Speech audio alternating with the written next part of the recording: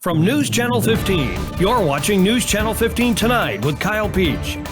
This is News Channel 15 Tonight. Hi, good evening. Thanks for joining us. I'm Kyle Peach. Here's a look at what's going on.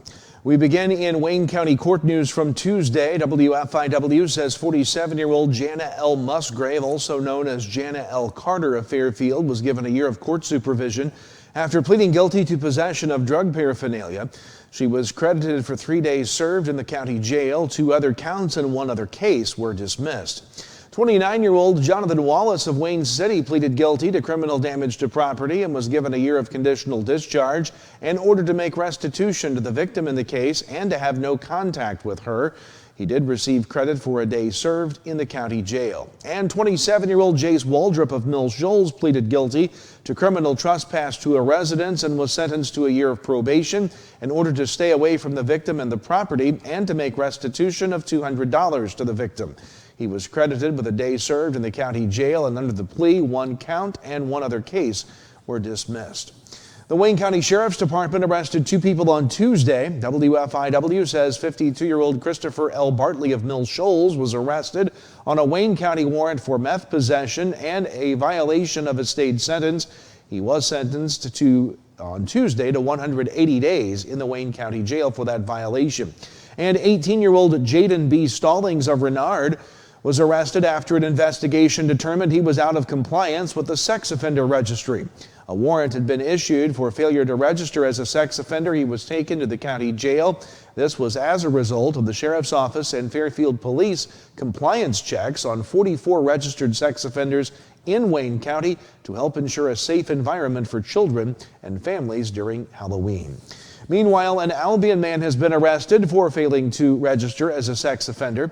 55-year-old Mark B. Noble was arrested Wednesday by Edwards County Sheriff's Department after investigators determined he had not met registration requirements. He was originally placed on the registry after a 2015 Wayne County conviction for aggravated criminal sexual abuse of a victim under the age of 13. At that time, he was sentenced to 3 years probation and 180 days in the county jail. The Illinois Secretary of State's office responded Wednesday to what they claim were erroneous claims made by elected officials regarding the upcoming closure of the Mount Carmel DMV in a town hall meeting hosted by local leaders. WSJD reports say that the office says that they made the decision to close the facility based on data and facts which showed that keeping it open was not an efficient use of taxpayer dollars based on the low volume of transactions. The Secretary of State's office says the Mount Carmel facility only processes a total of 15 driver's license transactions a day, making it among the lowest in terms of transactions out of the state's 122 DMVs. Furthermore, they say 4 other locations are located within 20 miles of the Mount Carmel facility. They say that's one of the highest concentrated areas in the state. However, News Channel 15 checked Google Maps, which suggests that none of the nearby facilities mentioned, including Lawrenceville, Fairfield, Carmel, and Olney, are within 20 miles. The closest, in fact, is Lawrenceville at 24.2 miles. Olney's office at 37.4 miles away, Fairfield's at 35.7, and Carmi's at 34.2. The SOS claims that customers and staff regularly complained about the condition of the Mount Carmel facility, which the landlord failed to address when negotiating terms for a new lease. The Secretary of State's office claims to have reached out to legislators, informing them that it was having difficulty reaching an agreement with the landlord and asked for suggestions for alternative locations, but claimed they were provided with none. The office eventually performed detailed surveys of alternative sites proposed by Mount Carmel officials over the last year, but they say none of those properties came close to meeting the requirements from a service and property management perspective. The Mount Carmel DMV still set to close Friday, November 14th. The Richland County School Board met in special session last night in Olney. WSEI says the board agreed to expel 3 students for the remainder of this school year and first semester next year. Each of the 3 will be referred to an alternative school, and they may return to the school on a principal's probation during first semester next year if they complete 20 hours of approved counseling, pass their hair follicle drug test, and follow all rules while attending the alternative school. The board also heard an update on the district's proposed athletic complex contract with Geosurfaces, with the board to consider an updated and final contract at its next meeting, November 18th. The Lawrence County Ambulance Service, which is county-owned and operated, has announced they're currently accepting resumes for the position of EMS Director. WAKO says the full-time position involves supervising staff, scheduling, ambulance fleet maintenance, inventory, and other duties. Applicants must hold an Illinois EMT paramedic or RN license with previous EMS experience preferred. Applications can be turned in to Lawrence County Clerk Will Gibson. Applications can be picked up at the ambulance service in Lawrenceville. And of course, lots going on related to Halloween beginning tonight in Mount Carmel. The Wabash Valley College Trunk or Treat is underway, going until 6:30 at the WVC Main Hall parking lot. City hours for trick-or-treating in Mount Carmel tonight and Friday from 5 to 8. In Albion, Boo on the Bricks trunk or treat is Friday on the square on 5th Street, set up at 4:30, the event at 5:30. Fairfield's trunk or treat on Main Street, Friday beginning at 5. Costume contest at 6, judging in front of the courthouse. Food available while supplies last. Flora, Louisville, and Clay City, as well as Xenia, have trick-or-treating from 6 to 8 tonight. Trick-or-treating in Newton is Friday from 5 to 7. In Olney, the Trust Bank Halloween Parade is tomorrow at 6. The Fifth Friday Market opens at the end of the parade in downtown Olney, featuring vendors, a trunk or treat, and more. Bands from Richland County High School will have their 5th annual Fright Night at Bauer Park after the parade. Showtimes at 6:45 and 7:10 p.m. And the City of Carmel hosts trick-or-treating hours from 4 to 8 Friday. And the City and Carmel Chamber Trunk or Treat is from 4 to 6 behind City Hall Friday as well. A look at your weather forecast, looking good for those trick-or-treaters, is next, then sports. Stay with us. Introducing the Student Plus account from First National Bank, a free checking account designed for students and parents alike. With Student Plus, parents stay in control with real-time alerts and spending limits, while students learn to manage money safely and independently. Instant transfers, lost card protection, and customizable features make banking simple for the whole family. Getting started is easy. Just visit any First National Bank of Allendale branch with your student, set up mobile banking, and choose the features that work best for you. Student Plus accounts with First National Bank. Parents choose the controls, students learn responsibility. At Wabash General Hospital, we're more than healthcare. We are part of the team. Our athletic trainers proudly serve 13 area high schools and 3 junior colleges, standing on the sidelines and in the AT rooms every day. From keeping our athletes healthy to helping them chase their dreams, we're here for every student athlete, every game, every step of the way, from injury to return to play. At Wabash General Hospital, caring for athletes is our game. Welcome back. Time to talk weather here tonight. A much quieter picture out there, especially as we go toward the end of this week after all the rain we saw earlier. Nothing showing up there on the radar tonight. Not expecting any precip, at least for the next few days. As we take a look at numbers, 61 degrees was our high this afternoon. 43 was our low this morning. All told, we picked up just under a 1.5-inch total here at our Wabash Valley College studios with all the rain we saw. And here's the map that kind of paints the picture of the last 7 days.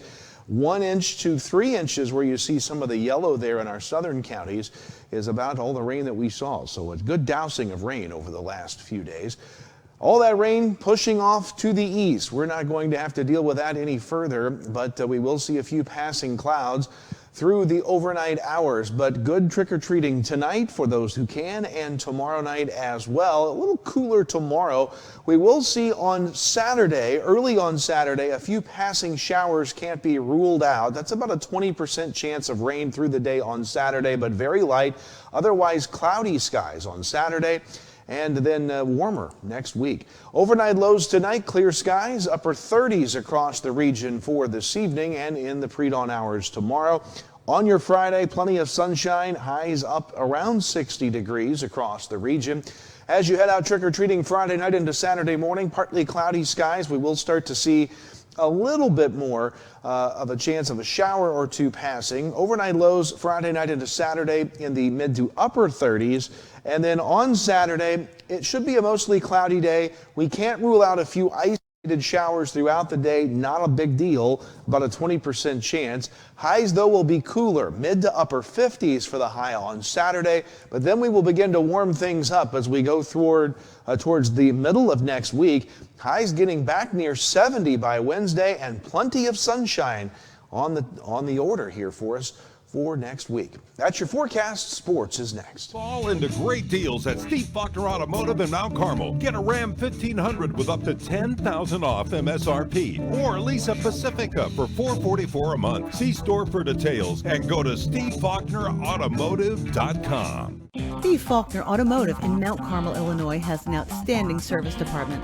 With free pickup and delivery, we'll make sure your vehicle runs perfectly at an affordable price. Come see us today or view our service specials at SteveFaulknerAutomotive.com. I'm Elijah Hadrow with the Mount Carmel Fire Department. And I'm David James, president of Mount Carmel Public Utility Company. Did you know that working smoke alarms can significantly reduce the risk of dying in a home fire? Taking just a few seconds each month to test your smoke alarms can make a life-saving difference.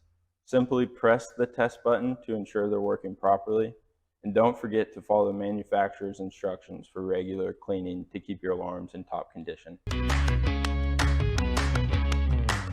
Over for a tailwind, there's no getting back too soon. Wabash Valley College and the Wabash Valley Arts Council proudly present the Ivis John Band, The Blues Experience, coming to the Brubeck Arts Center Theater on Sunday, November 9th at 2 p.m.